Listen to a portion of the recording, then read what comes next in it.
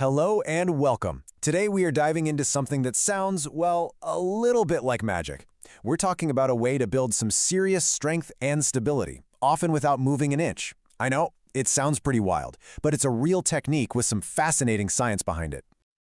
So let's just start with the big question right away. Can you really build strength without actually moving a muscle? I mean, it sounds like a riddle, right?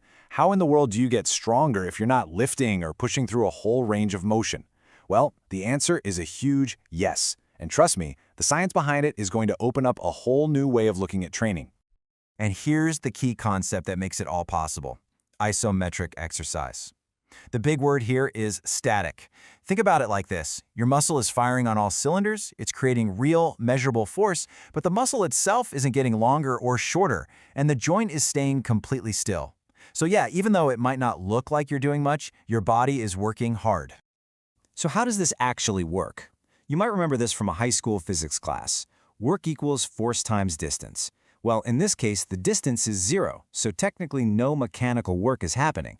But, and this is the important part, your muscles are still generating very real tension.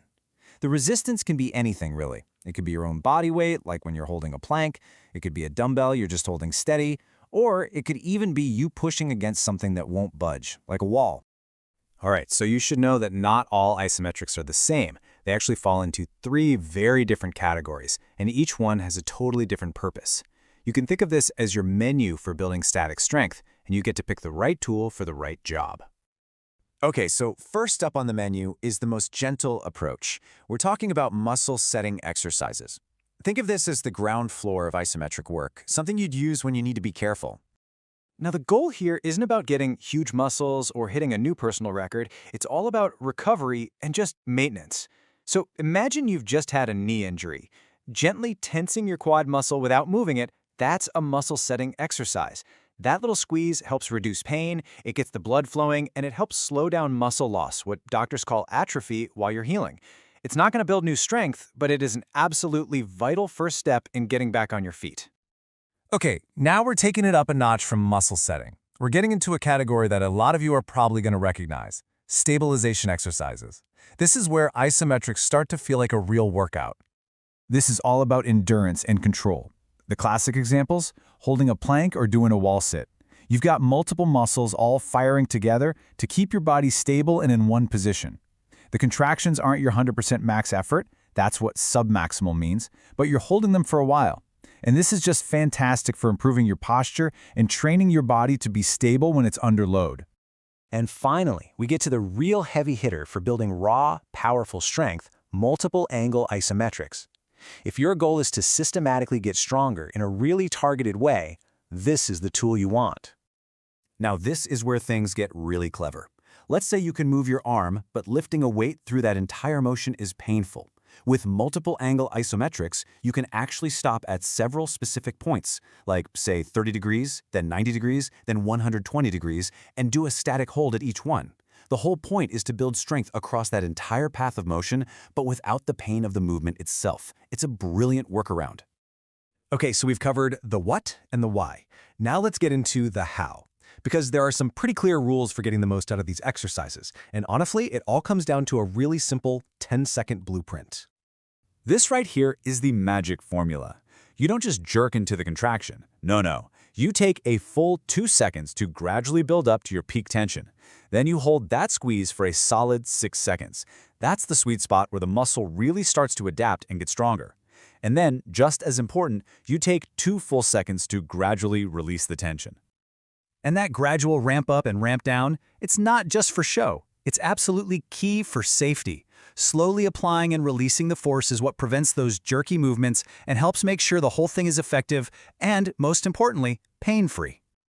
So this brings up a really, really important question. If you get super strong holding, say, a bicep curl at a perfect 90-degree angle, does that make you stronger when your arm is almost straight or when it's fully curled?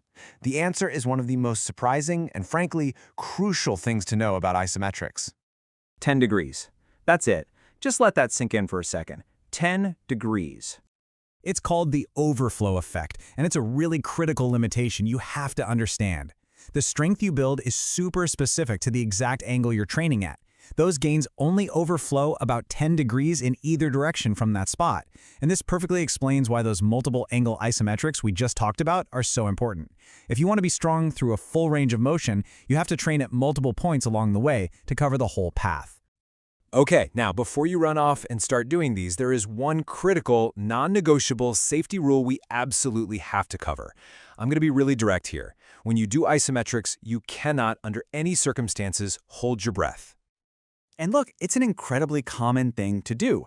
It's almost instinctual. When we really strain against something, we tend to tense up and hold our breath. But when you do that during a high-effort isometric hold, that simple habit can actually be pretty dangerous. The official term for this is the Valsalva maneuver, but let's put it in simple terms.